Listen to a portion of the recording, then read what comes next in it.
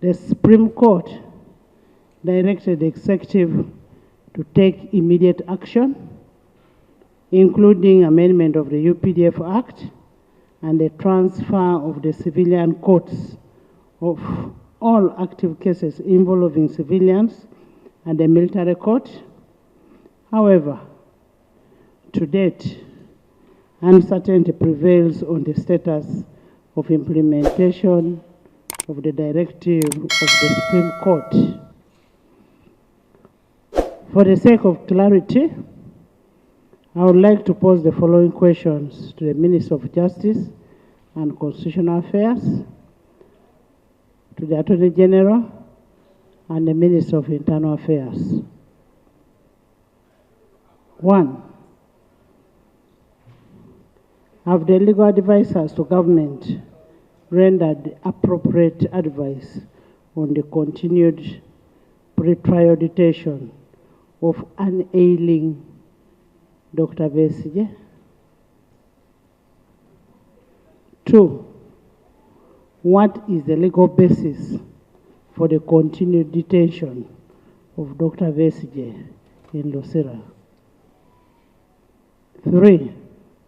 Under what instrument does Uganda Prison Service continue to hold Dr. Besigye? 4. What steps have you taken to comply with the Supreme Court directive?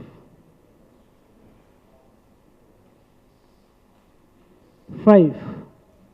How long will we take to conclude the transfer of all active cases involving civilians from the General Court Martial to the civilian courts? 6. What sustainable action have been taken to address the concerns surrounding the health of Dr. Besigye? As a House of Representatives, we are a voice of the voiceless. We are elected to speak for those people out there who cannot be in this house. So if we cannot do that, then we are not representing our people. The continued detention of unwell suspected sets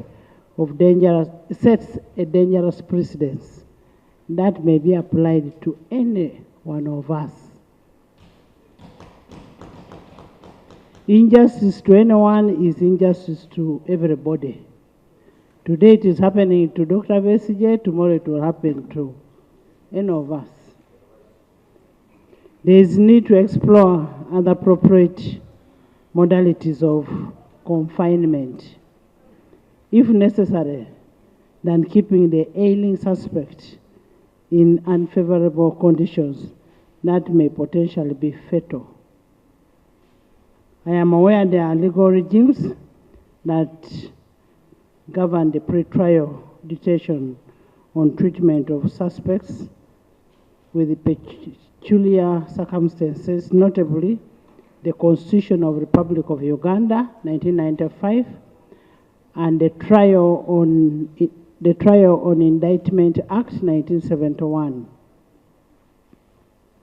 Honorable members, I'm aware that the presiding officer previously addressed some aspects of this matter on 28th January 2025, on 4th February, on 6th February, and I will not revise his guidance on that.